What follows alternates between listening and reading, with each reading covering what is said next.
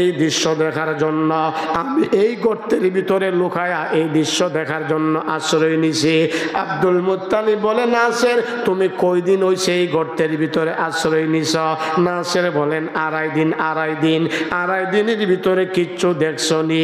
নাসের বলেন, দেখছি রাতের শেষ ভাগে সবুজ রঙের পাখি আড়াইটা চক্কর মাইরা আল্লাহর ঘর কানায় কাবা আড়াইটা চক্কর মাইরা আবার যেন কোথায় চলে যায়।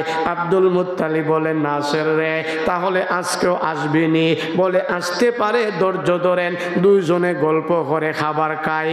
রাত্র যেই মাত্র শেষ দিকে যাচ্ছে, তাকায় দেখে সবুজ রঙের পাখি, প্রত্যেকটা পাখির দুইটা পায়ে দুইটা পাথর, মুখে একটা পাথর নিয়া আল্লাহর ঘর কানে কাবা আড়াইটা চক্কর মাইরা সোজা সুজি মিনার দিকে রওনা হইয়া মিনায় গিয়া এমন ভাবে বুম্পিং আরম্ভ কইরা দিল, এক একটা পাথর মাথা দিয়া মারে, পিছনের রাস্তা দিয়া বের হয়। সুবহানাল্লাহ, সুবহানাল্লাহ।